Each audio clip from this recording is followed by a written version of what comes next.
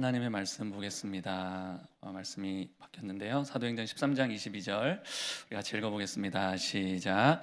패하시고 다윗을 왕으로 세우시고 증언하여 이르시되 내가 이새의 아들 다윗을 만나니 내 마음에 맞는 사람이라 내 뜻을 다 이루리라 하시더니. 아멘. 네, 오늘 찬양이 평소보다 10분 정도 더 길었던 것 같아요. 네, 저도 오늘 설교가 평소보다 약간 더 긴데 조금 양해하고 좀 편안한 마음으로 좀 들어주시면 좋을 것 같습니다. 다윗은 참 신비로운 인물입니다.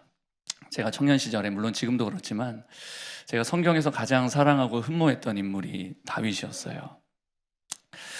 항상 성경에 나오는 다윗을 보면서 이렇게 감탄을 했었습니다.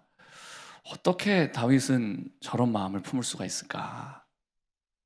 저 상황에서 저렇게 반응하는 게 어떻게 가능할 수 있을까? 어떻게 저럴 수 있지? 내가 하나님이라도 다윗이 정말 예쁘겠다. 제가 또 군대에 있을 때 다윗에 대한 묵상을 정말 많이 했거든요. 군대에 있을 때 모든 게 고난스럽잖아요. 특히 이제 훈련병 때 마음이 정말 낮아집니다. 이제 훈련을 받다 보면 약간 인간 취급도 못 받는 그런 느낌을 받거든요. 또 군 생활에 대해서 아는 것도 없잖아요.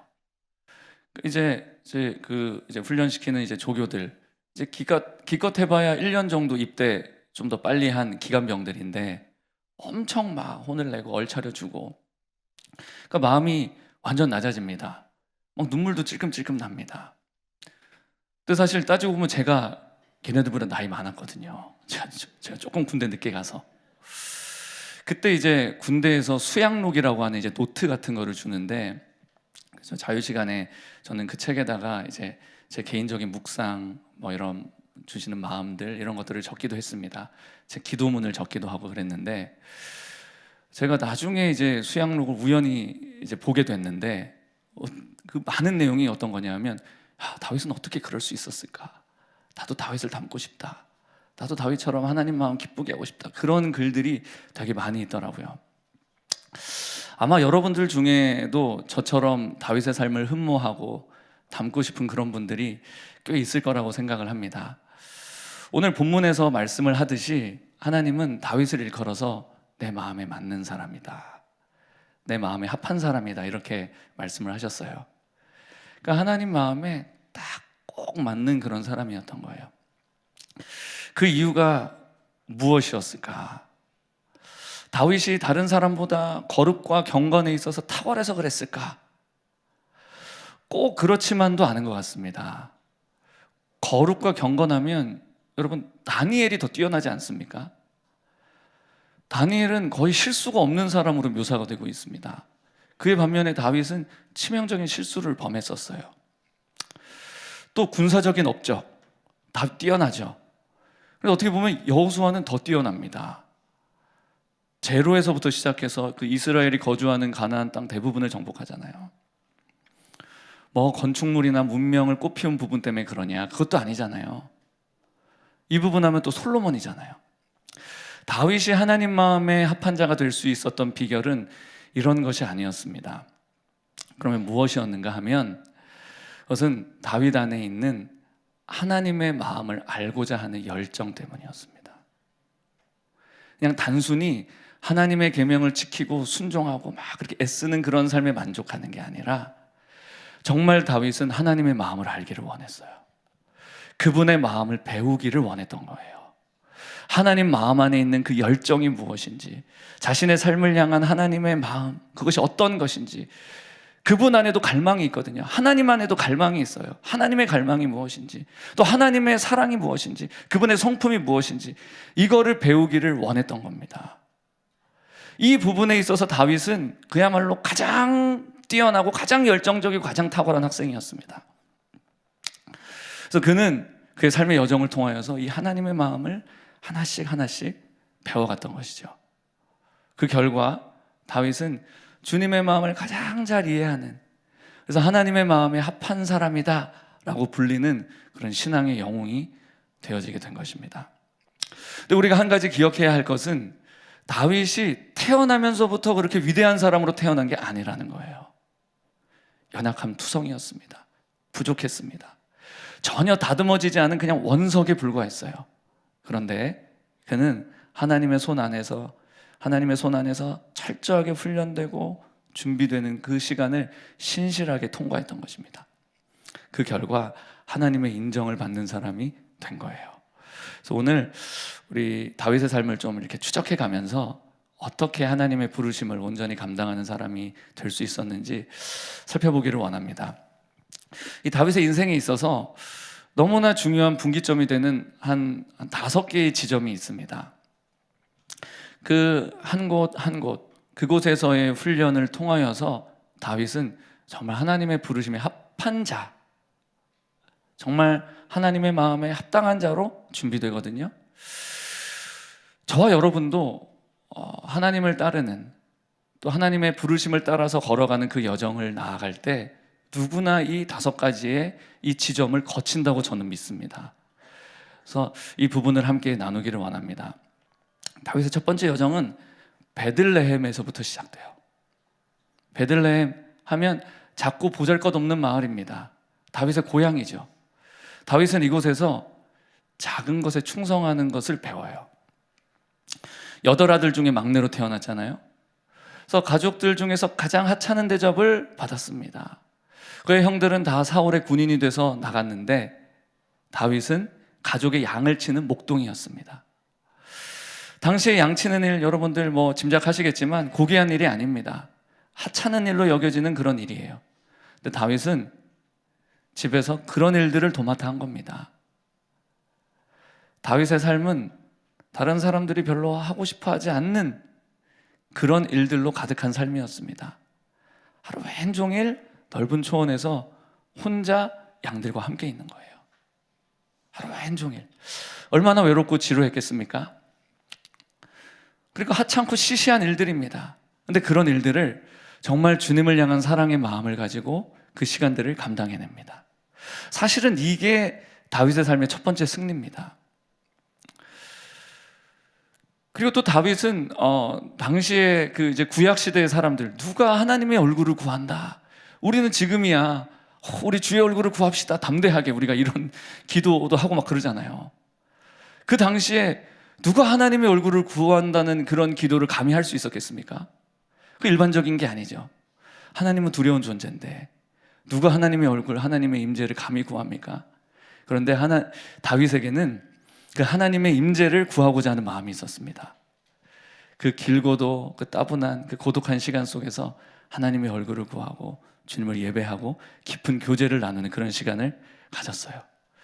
그런 메마르고 지루한 시간 속에서 늘 하나님과 동행했던 것입니다. 아무도 보지 않지만 그 맡겨진 작은 일들을 또 충성스럽게 감당해요. 하찮은 일이지만 대충 하지 않습니다. 어떻게 하냐? 양떼를 지키는데 목숨 걸고 사자, 곰 싸웁니다. 그리고 이때의 경험이 나중에 골리앗과 싸울 수 있는 담대함으로 발전되게 되는 거예요. 그래서 베들레헴, 이 지역에서 일어나는 훈련되는 가장 중요한 것은 작은 일에 충성하는 것입니다. 예수님이 말씀하셨습니다. 네가 적은 일에 충성하였음에 내가 많은 것을 내게 맡길 것이다 말씀하십니다. 너희가 만일 남의 것에 충성하지 아니하면 누가 너희 것을 너희에게 맡기겠느냐. 스가랴 선지자도 이런 말씀을 합니다. 작은 일의 날이라도, 작은 일의 날이라고 멸시하는 자가 누구냐. 작은 일의 날, 그냥 하찮은, 그냥 그렇게 지나가는 평범한 날이라고 멸시하는 자가 누구냐. 나에게 주어진 이 하찮은 일, 작은 일을 그렇게 업신여기면 안 된다는 것입니다. 멸시해서는 안 된다는 거예요. 아무리 대단한 위인이라 할지라도 처음부터 그런 대단한 일을 하는 게 아니라는 거예요.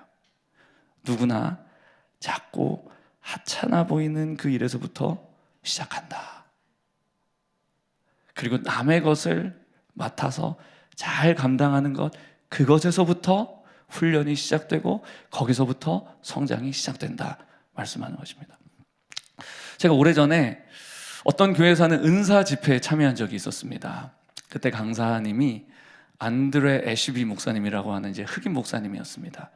굉장히 영감이 충만하시고 깊이 있는 찬양, 이제 예언도 이제 하시는 그런 목사님이셨는데, 제가 이제 그 집회에 참석해가지고 정말 하나님의 마음을 너무 깊게 느껴서 막 꺼이꺼이 울면서 그렇게 은혜를 받았던 기억이 납니다. 근데 이분이 이제 막 설교를 하시는데 갑자기 막 설교를 하시다가 갑자기 설교를 탁 멈추시는 거예요. 그러더니 갑자기 눈을 감으시고 코를 막 벌렁벌렁 하시는 거예요. 뭔가 하나님의 예언적인 감동이 온 겁니다.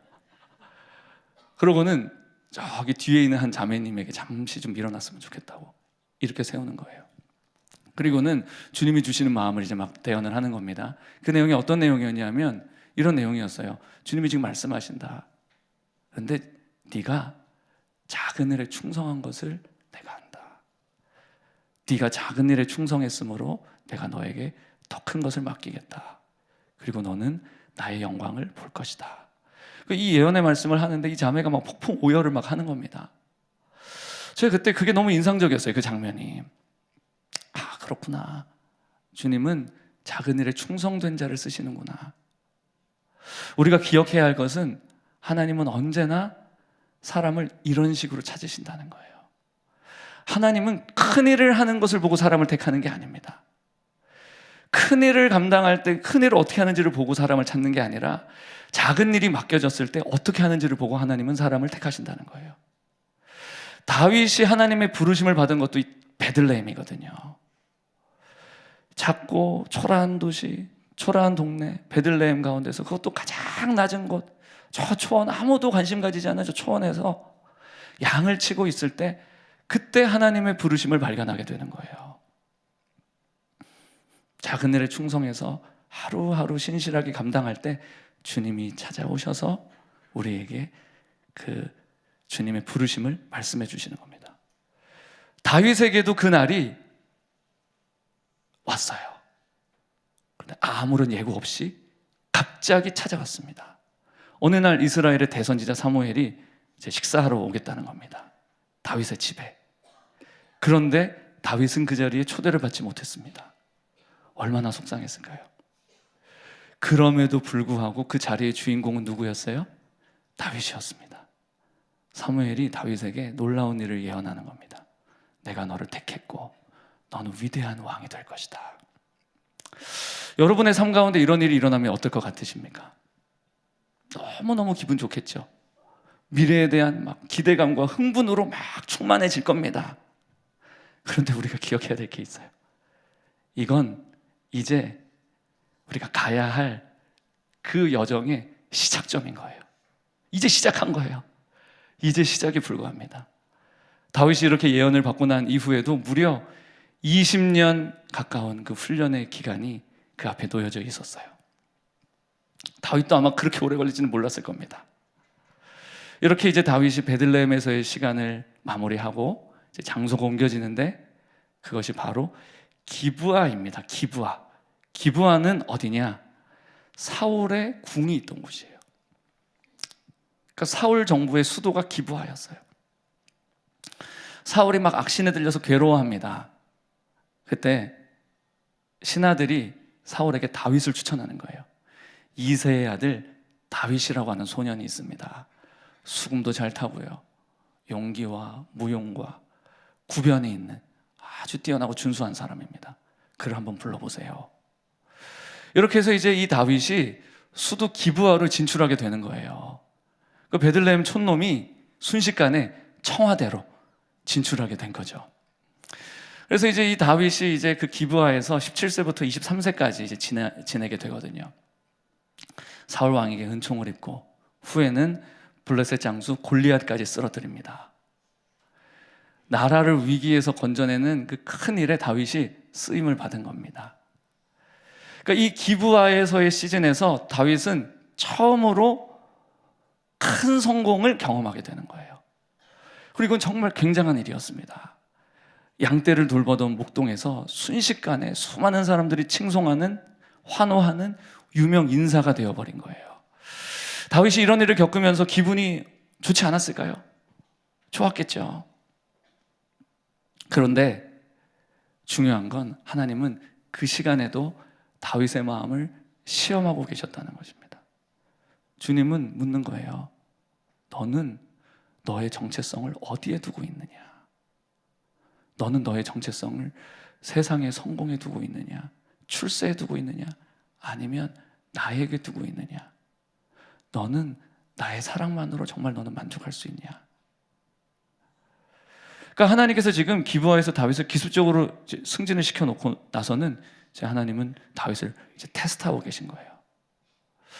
우리는 이제 지금 이렇게 생각할 때, 힘든 또 광야의 시간을 보낼 때 이런 이제 축복이 오면 나는 그래도 겸손하게 잘할 수 있어, 이렇게 생각을 합니다.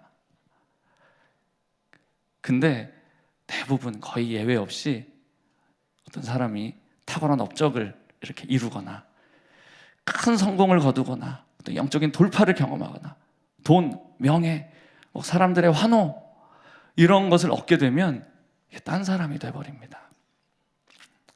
언제나 하나님은 이런 것들로 사람을 다루세요. 잠언서 27장 21절 말씀 함께 좀 읽어보겠습니다. 시작. 도가니로 은을, 풀무로 금을, 칭찬으로 사람을. 하나님은 칭찬으로 사람을 다룬다는 거예요. 승리와 돌파로 사람을 다룬다는 거예요. 성공이 얼마나 우리를 빠르게 변질시키는지 모릅니다. 작은 인기, 조그마한 성공을 얻기만 해도 너무 쉽게 자만심에 도취되어 버립니다. 그리고 이렇게 돼요. 내가 어떤 사람인데 이제 양치는 거 그런 일은 못해, 이렇게 되는 거예요. 이제는 더 이상 시시한 일은 거들떠보지 않으려고 합니다. 그리고 이제 자기 이미지 메이킹, 이미지 관리에 애를 쓰는 거죠. 이렇게 이제 많은 사람들이 작은 성공 이후에 주님을 놓쳐버리고 자기 일에 둘러빠지고 그 일 속에서 자기 정체성을 찾으려고 하는 겁니다.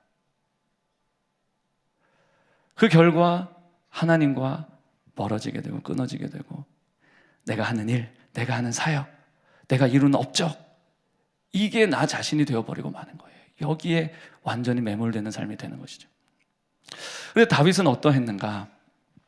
영적인 진급이 이루어지는 그 시간 속에서도 여전히 자신에게 주어진 일들에 마음을 쏟았습니다. 사무엘상 17장 15절 시작. 다윗은 사울에게로 왕래하며 베들레헴에서 그의 아버지의 양을 칠 때에. 다윗은 이제 기브아로 이제 호출이 돼서 이렇게 왔다 갔다 하면서 기브아에서 자신의 일을 감당하면서도 여전히 아버지의 양을 치는 일을 하는 거예요. 다윗이 어떻게 이런 삶을 살 수 있었는가? 그는 성공을 찾아 헤매는 사람이 아니었습니다. 그의 정체성은 세상적 성공이 아니었어요. 그의 정체성은 자기 자신을 정말 열정적으로 사랑하시는 그 하나님께 있었던 겁니다. 나를 어떻게 사랑하시는지, 주님이, 그 주님이 나를 사랑하시고 내가 그 주님 안에 머물러 있다면 그러면 난 승리한 것이다. 그 마음이 그에게 있었어요. 그 결과 다윗은 그 시간을 잘 통과할 수 있게 됩니다. 하나님은 때로 우리에게도 다윗이 기브아에서 경험했던 것처럼 갑자기 벼락 같은 성공, 벼락 같은 출세, 이런 시간을 허락하시기도 해요. 성경에도 이런 인물들이 나오잖아요. 요셉도 그랬고, 또 모세도 굉장히 높은 자리에 올라갔다가 추락하지 않습니까? 하나님이 이런 시간을 주시는 이유는 우리가 유명하고 힘이 있고 권력이 있고 그렇다 할지라도 정말 무명했던 그 시절과 동일한 모습으로 주님을 섬길 수 있는지 그것을 보시고, 그럴 수 있는 내면을 훈련하기 위해서 이런 시간을 주시는 거예요. 그리고 이 시간을 통과하고 나면 주님께서 이제 다음 시즌으로 이끄십니다. 그것은 바로 이제 아둘람에서의 시간인 거예요. 우리 같이 사무엘상 22장 1절 2절 말씀 함께 보겠습니다. 시작. 그러므로 다윗이 그곳을 떠나 아둘람 굴로 도망하매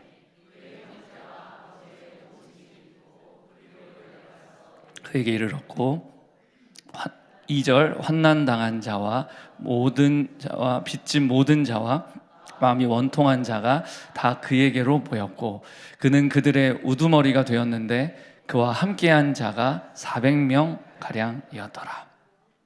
그러니까 다윗이 기브아에서 정말 꿈같은 시간을 보내잖아요. 그 이후에 정말 큰 이제 변화를 맞이하게 됩니다. 갑자기 사울이 다윗을 시기하고 미워하기 시작하는 거예요. 다윗의 삶에 주어졌던 모든 은총이 거두어져 가 버리는 것입니다. 전에 자신이 누렸던 그 인기와 명예만큼이나 이제는 사람들이 자기를 시기하고 미워하기 시작합니다. 사울이 죽이려고 듭니다. 수천의 군대가 다윗을 잡으려고 추격합니다. 모든 이스라엘에게 미움받는 자가 된 거예요. 또다시 그의 인생이 뒤집혀 버린 겁니다. 그러니까 하나님이 이 다윗의 조기 성공에 브레이크를 확 밟아버리는 거예요. 그리고 상상할 수 없는 어려운 시간 속으로 그를 던져 넣습니다. 이때부터 이제 다윗은 사느냐 죽느냐 하는 그 절박한 상황 가운데 들어가게 됩니다. 이제 도망자의 신세인 겁니다. 이때 하나님의 그 약속, 그 사무엘의 예언, 이게 기억이 났을까요? 그런 게 눈앞에 보였을까요? 그게 보이지 않았을 겁니다. 여러 차례 낙심했을 것이고 그 하나님의 약속은 나의 삶에 이루어질 수가 없어, 이렇게 아마 생각했을 겁니다. 하나님의 약속은 고사하고 하나님 제발 저를 살려만 주십시오, 그렇게 아마 살았을 거예요. 이런 시간 속에 다윗은 더더욱 하나님의 사랑과 임재 가운데 더 깊게 뿌리내리는 이제 그런 마음의 내면적인 훈련이 이루어지게 됩니다. 이제 더 이상 나 세상적인 성공 필요 없다, 어떤 내가 왕이 되는 것 그게 중요한 게 아니다 하는 것을 더 배워가게 됐던 것이죠. 여러분, 우리도 우리 사역 얼마든지 무너질 수 있습니다. 우리를 그렇게 존경하고 따르던 사람들도 다 우리 떠날 수 있어요. 우리 집이나 건물이나 재산 이런 거 다 잃어버릴 수도 있습니다. 그러나 우리가 주님의 사랑 안에 거한다면, 그분 안에서 우리 자신을 발견할 수 있다면 그게 진짜 성공이다 라고 말씀하고 있어요. 그리고 그것만 가능하다면 결국 우리 삶 가운데 정말 주님의 그 거룩한 부르심은 반드시 이루어지게 된다, 이것을 주님 우리에게 가르쳐 주기를 원하셨던 것입니다. 그래서 이런 시간을 통하여서 다윗은 자신의 그 심령의 닻을 하나님 아버지께 깊이 내린 거예요. 그 결과 성공해도 교만하지 않고 실패해도 낙심하지 않는, 언제나 주님 안에 머물 수 있는 그런 기질이 이제 만들어진 거죠. 이제 다윗이 이제 다음으로 이동한 장소가 어디냐? 바로 헤브론입니다. 헤브론. 광야에서 그렇게 한 7년 가까운 시간을 보내던 어느 날 다윗이 소식을 듣습니다. 사울 왕이 죽었다는 거예요. 다윗이 이 소식을 듣자마자 가장 먼저 들었던 생각이 무엇이었을까요? 드디어 내가 왕위에 오를 때가 되었구나 하는 생각이었을 것입니다. 그 부하들이 흥분하면서 말하는 겁니다. 다윗이요, 이제 왕이 되실 절호의 찬스입니다. 어서 기브아로 가시지요. 근데 이때 다윗이 굉장히 놀라운 행동을 합니다.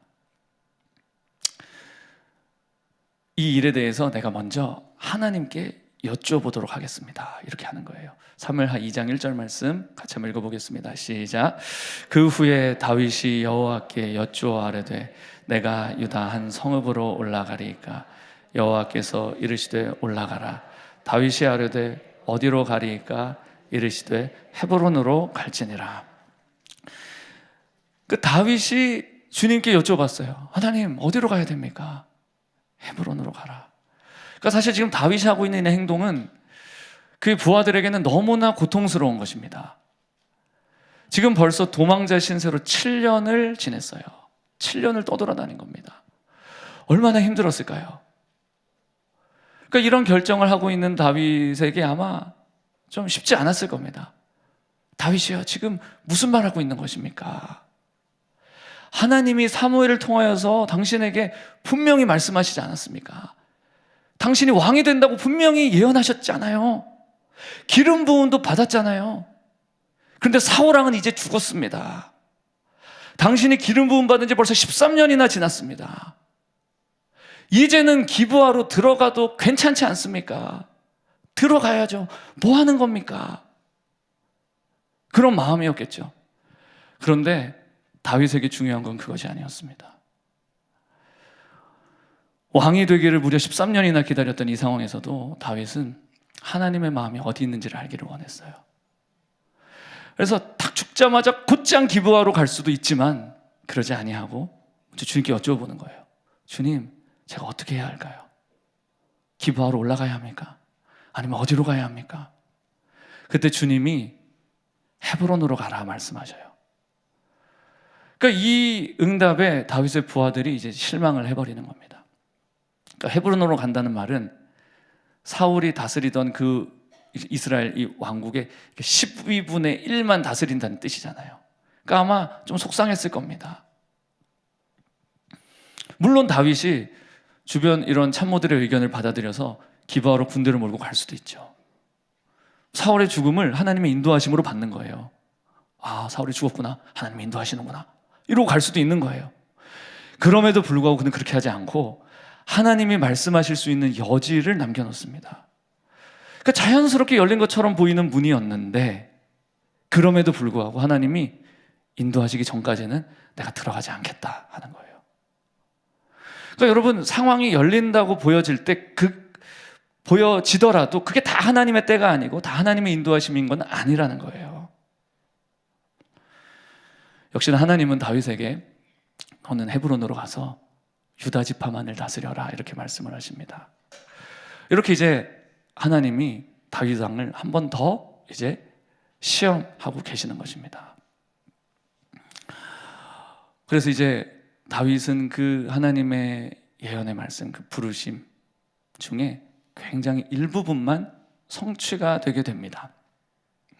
우리 삶에도 이제 이런 일이 있을 수 있거든요. 분명히 하나님께서 이렇게 말씀하셨는데 그 중에 굉장히 적은 부분만 이루어지는 거예요. 이렇게 되면 우리 마음이 고통스럽습니다. 그런데 주님은 이 시간을 통하여서 우리 속에 놀라운 인내의 열매를 맺도록 하기를 원하시는 거예요. 또 이제 다윗은 이 헤브론에서 7년간의 시간을 갖습니다. 13년을 기다렸던 다윗이 7년을 더 기다려요. 그럼에도 불구하고 다윗은 원망하거나 불평하지 않습니다. 왜냐하면 때가 되면 주님이 자신에게 이스라엘 나라 전체 주실 것을 알았습니다. 하나님이 분명히 말씀하셨기 때문에 나는 주님께서 그렇게 인도하실 것이다, 그걸 알고 있어요. 그걸 분명하게 알고 있기 때문에 그에게 있어서는 그게 중요한 게 아니에요. 왕이 되느냐 마느냐 이게 중요한 게 아니에요. 그게 가장 중요한 건 하나님과 온전한 관계를 맺고 그 관계 안에 머물러 있는 것, 이게 중요한 거였어요. 그분의 마음을 배우고 아는 것, 이게 중요한 거예요. 이것만 된다면 나는 승리자다, 나는 성공자다 라는 걸 알았던 겁니다. 그래서 다윗은 사람들 앞에서 억지로 성공하려고 애쓸 필요가 없었습니다. 다른 사람들보다 더 높아지기 위해서 애쓰고 분투할 필요가 없었어요. 헤브론에서의 시간이 우리에게 말씀하고 있는 것이 있습니다. 하나님의 약속이 부분적으로 이루어지는 그때에도 끝까지 하나님을 바라보고 하나님을 신뢰하라는 것입니다. 그 응답이 너무 천천히 오는 것처럼 보여서 힘이 든다 할지라도 끝까지 주님을 구하라는 것입니다. 많은 사람들이 베들레헴 통과합니다. 고독과 무명의 시절을 통과하고 또 기브아에서 그 조기 승진의 시간을 통과하고 아둘람에서 그 고난의 시간 다 통과합니다. 그런데 이 헤브론에서 무너지는 경우들이 있어요. 이만하면 나 훈련 다 받은 거 아니야? 이 정도면 나 무르익을 대로 무르익었잖아. 이거 참 교묘하거든요. 저도 쉽지가 않아요. 그런 적이 있었습니다. 이 정도면 된 거 아닌가? 택도 없었습니다, 주여. 네. 그래서 하나님 앞에 물어보지도 않고 상황 판단을 다 해버리는 거예요. 그런 식으로 많은 사람들이 자기 마음을 왕이 되는 것에 둡니다. 성공한 사역자가 되고 출세하고 성공하고 명성이 생기고 높아지고. 그런데 계속 말씀드립니다. 우리의 부르심이 정말 이루어질 것 같은, 우리 눈앞에서 이루어질 것 같은 그 순간에도 우리의 정체성은 그분의 심장 안에서 발견되어야 한다는 사실입니다. 그렇게 애타는 시간 속에서도 하나님은 우리의 거룩한 반응을 원하시는 거예요. 주님만이 우리의 유일한 상급이다, 이것을 안다면 우리가 그렇게 조바심을 내지 않게 될 수 있을 것입니다. 다윗의 부르심은 왕이 아니었거든요. 그분을 얻는 것이었거든요. 그분 안에 발견되는 것이었거든요. 그분과 연합되는 것이었거든요. 그분의 마음을 아는 것이었거든요. 그분을 닮아가는 것이었거든요. 그런 그 가운데 있을 때 하나님은 그를 왕으로 세워주실 것을 알았기 때문입니다. 그렇게 이제 다윗이 헤브론에서의 7년의 시간 보내고 난 이후에 이제 다윗이 기름 부음 받은 지 거의 한 20년 정도 되는 시점에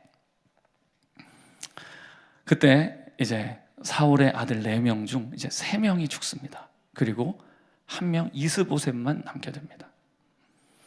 사실 이스보셋은 왕이 될 만한 그런 그릇이 아니었거든요. 이스라엘 안에서도 이스보셋의 추종 세력은 없었습니다. 온 이스라엘이 이제 내심 생각하고 있었어요. 다윗이 왕이 되어야 한다, 이렇게 생각을 하고 있었어요. 근데 그럼에도 불구하고 다윗은 그 기브아에 있는 이스보셋을 제거하고자 하지 않습니다. 그냥 묵묵히 기다리며 하나님이 개입해 주시기만을 그냥 기다렸던 거예요. 근데 그러던 어느 날 이스보셋이 이제 악한 자들에게 이제 죽임을 당하는 일이 일어납니다. 그리고는 이제 이스라엘의 모든 지파가 헤브론으로 와서 다윗과 언약을 맺고 기름을 부어 그를 이스라엘의 왕으로 삼습니다. 이제 그 이후에 이제 다윗이 왕이 되는데 이제 예루살렘을 정복하잖아요. 그리고 기브아 대신 예루살렘을 수도로 정합니다. 그래서 이제 그렇게 이제 헤브론에서 다윗은 예루살렘으로 이동하게 돼요. 자, 사무엘하 5장 12절 말씀 함께 보겠습니다. 시작. 다윗이 여호와께서 자기를 세우사 이스라엘 왕으로 삼으신 것과 그의 백성 이스라엘을 위하여 그 나라를 높이신 것을 알았더라. 그 다윗이 이제 이 시점이 되었을 때 알게 된 것입니다. 깨닫게 됐어요. 하나님이 나를 왕이 되게 하셨구나. 이걸 인정하지 않을 수 없게 된 겁니다. 다윗은 그렇잖아요. 다윗은 지금까지 자기 힘으로 왕이 되려고 애쓰지 않았습니다. 왕이 되려고 해본 적도 없어요. 왕을 꿈꿔본 적도 없어요. 그리고 그 예언을 받고 난 이후에도 자신의 힘으로, 자신의 완력으로, 어떤 자신의 권모술수로 이걸 해보려고 한 적이 없는 거예요. 부정한 방법을 사용하지도 않았고 힘으로 왕위를 찬탈하지도 않았습니다. 사울을 죽이지도 않았고 이스보셋을 쫓아내지도 않았어요. 사람들을 부추겨서 헤브론으로 다 와라, 내가 왕이 되겠다, 이렇게 하지도 않았어요. 그런데 하나님이 그를 왕으로 이끌어 주신 거예요. 그때 다윗은 완전한 평강을 느낍니다. 완전한 샬롬을 경험하게 돼요. 왕이 되었지만 보통 왕 위에 이제 높은 자리에 올라가면 두렵잖아요. 누가 반역을 할까? 누가 등 뒤에서 나를 찌를까? 두렵잖아요. 근데 그는 왕이 된 이후에 오히려 평안했어요. 그는 안식할 수 있었습니다. 2다리 쭉 뻗고 잘 수 있었고요. 자신의 왕위를 지키는 일에 대해서 고민할 필요가 없었습니다. 자, 먼저 10장 22절 말씀 한번 읽어보겠습니다. 시작. 여호와께서 주시는 복은 부하게 하고 근심을 겸하여 주지 아니. 이 일이 일어난 거예요. 그가 왕이 된 것은 자기 아이디어에서 나온 게 아니었습니다. 온전히 하나님의 계획, 하나님의 아이디어였어요.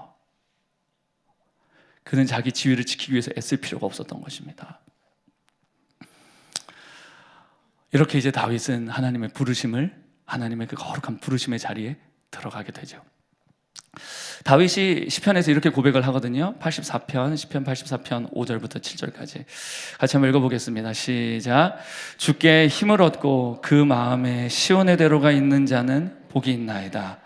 그들이 눈물 골짜기로 지나갈 때에 그곳에 많은 샘이 있을 것이며 이른 비가 복을 채워 주나이다. 그들은 힘을 얻고 더 얻어 나아가 시온에서 하나님 앞에 각기 나타나리이다. 여러분, 우리 모두는 하나님의 그 부르심의 거룩한 그 산 정상을 향하여서 걸어가는 거룩한 등반자들입니다. 우리는 그 부르심을 향하여서 모두 다 걸어가고 있는 그런 길을 우리는 다 걸어가고 있는 그런 순례자들이에요. 근데 그 길이 만만치 않아요. 우리의 삶도 다윗의 삶처럼 눈물 골짜기가 가득한 거예요. 정말 다윗처럼 이리저리 쫓기며 방황하는 삶의 길을 우리가 걸어가게 됩니다. 어쩌면 지금 그런 시간들을 겪고 계신 분들이 이 자리에 계실 수도 있어요. 그러나 그 눈물 골짜기 가운데 정말 주님을 바라보는 자, 정말 주님만을 바라보며 정말 주께로부터 힘을 얻기를 갈망하는 그 사람, 주님께로부터 그 힘이 옴을 기억하고 주님만을 의지하며 바라보며 앙망하는 그 사람, 그 사람은 많은 샘을 만날 것이라는 것입니다. 광야를 걸어가지만 많은 샘들을 발견하게 될 것이라는 것입니다. 그 광야 속에서도 이른 비를 경험하게 될 것이라는 거예요. 그 마음의 시온의 대로가 놓여질 것이다 말씀하시는 겁니다. 하나님은 여러분의 삶 가운데 놀라운 계획을 갖고 계십니다. 하나님의 위대한 부르심이 여러분의 삶 앞에 놓여져 있어요. 그러나 우리는 반드시 베들레헴을 통과해야 하고, 반드시 기브아를 통과해야 하고, 아둘람을 통과해야 하고, 헤브론을 통과해야 하고, 그 과정을 통해서만 예루살렘 시온으로 들어갈 수 있다는 사실입니다.